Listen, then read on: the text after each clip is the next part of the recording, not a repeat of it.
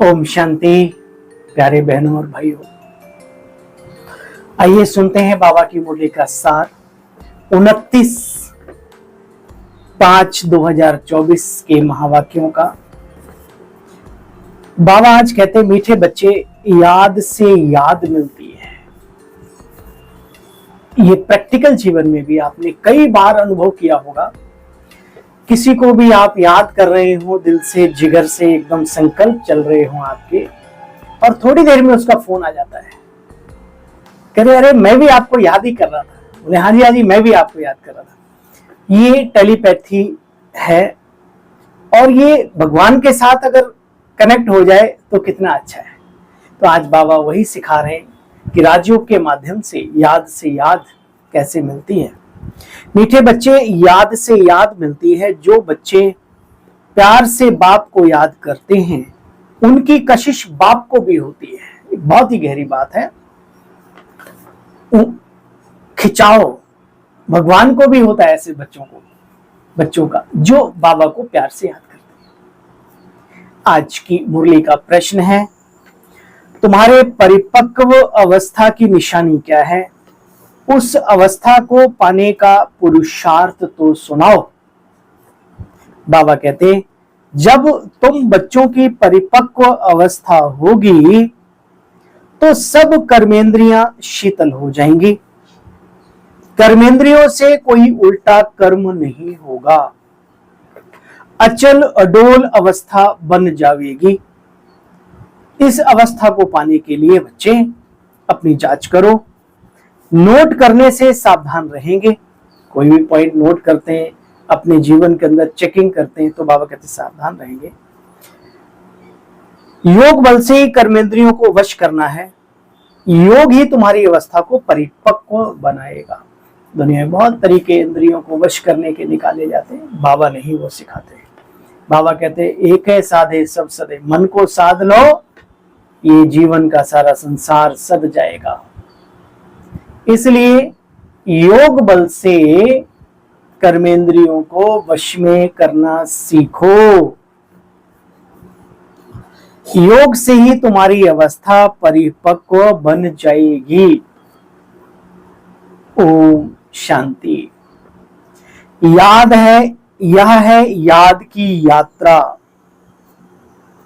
देखो बच्चे, जो जास्ती पवित्र हैं, बहुत प्यार से बाप को याद करते हैं, उन आत्माओं की कशिश बाप को भी होती है।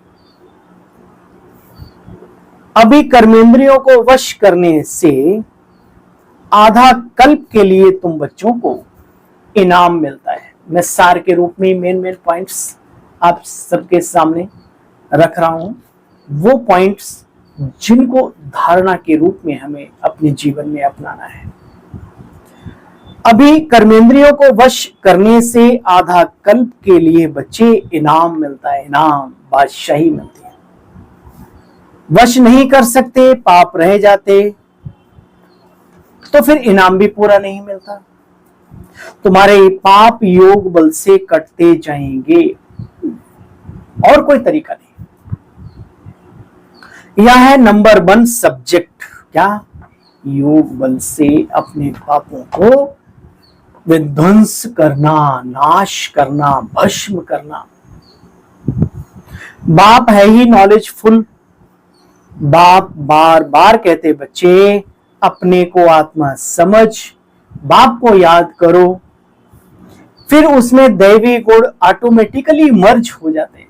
जैसे योग युक्त अवस्था हो जाती है, आत्मबल व्यक्ति को प्राप्त हो जाता है, तो बाबा ने कहा फिर क्या होता है? दैवी गुण दिव्यता तो मर्ज उसमें है ही है। देखो बच्चे, तुम भी अपना पार्ट बजाते हो ना शरीर द्वारा। मैं भी पार्ट बजाता हूँ। शिव बाबा कह रहे मैं भी पार्ट बजाता हूँ, परंतु मैं जन्म मरण के चक्कर में नहीं आता। ये बहुत वंडरफुल बातें हैं बच्चे।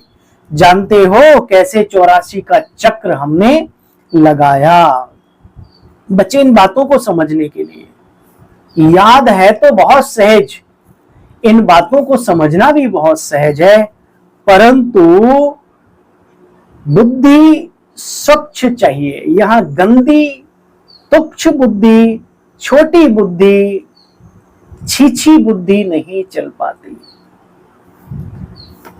बच्चे सोने का बर्तन चाहिए। जितना जितना जो पुरुषार्थ करते जाएंगे पॉइंट्स इमर्ज होती जाएंगी, ज्ञान भी अच्छा सुनाते रहेंगे, समझेंगे कि जैसे कि बाबा ने हमारे अंदर ही प्रवेश कर लिया। ऐसा नहीं, बाबा तो ब्रह्मा तन में ही आते हैं।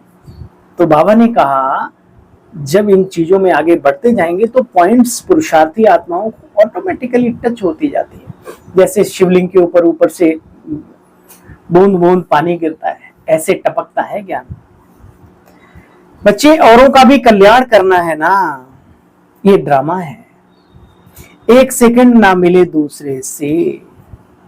बाबा कहते बच्चे कोई कितनी सर्विस करते, कोई कितनी करते, कोई कहते हैं हम सर्विस कर ही नहीं सकते। अरे बाप के बने हो, सर्विस नहीं कर सकते। बाबा कहते बच्चे बाबा के रतन तो सभी हैं, परंतु उनमें नंबरवार पुरुषार्थ अनुसार सभी बच्चे हैं। देवताएं भी नंबरवार पुरुषार्थ अनुसार पद पाते हैं।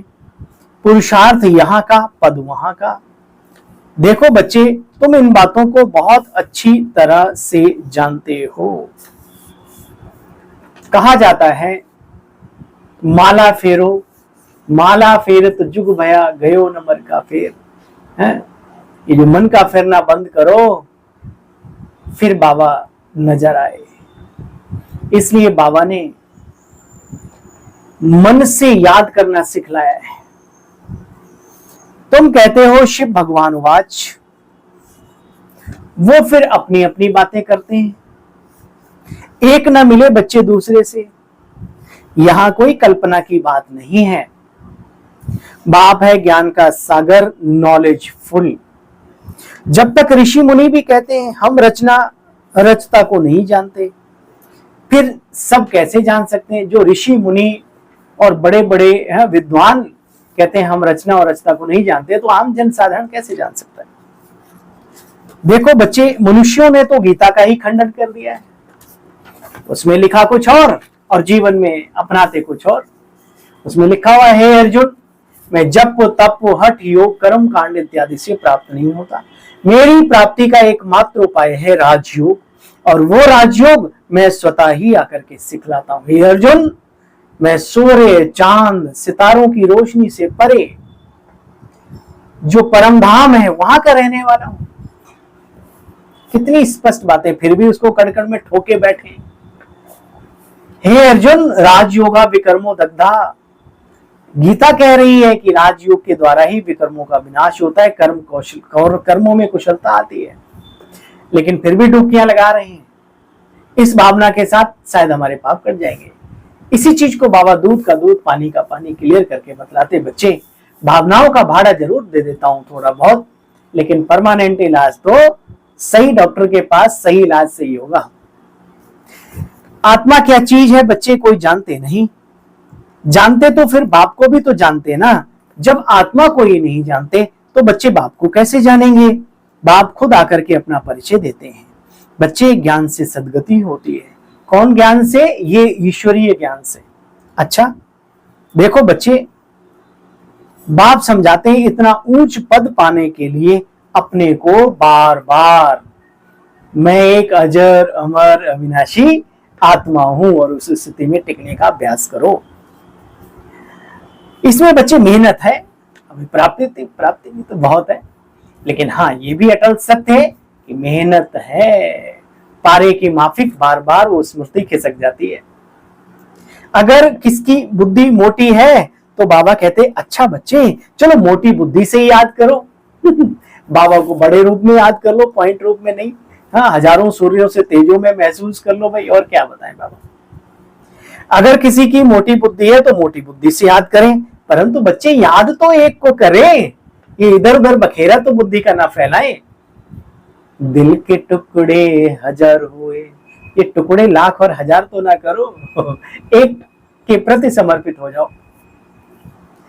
अच्छा बच्चे, मैं आकर के तुम बच्चों को राजयोग सिखलाता हूं, प्राण दान देता हूं, काल पर जीत पहनाता हूं, तुम बच्चों को अमर लोक ले जाता हूं। वाह, सुनकर के नशा हुआ ना। बच्चे, तुम्हारी बात भी अलग ही है।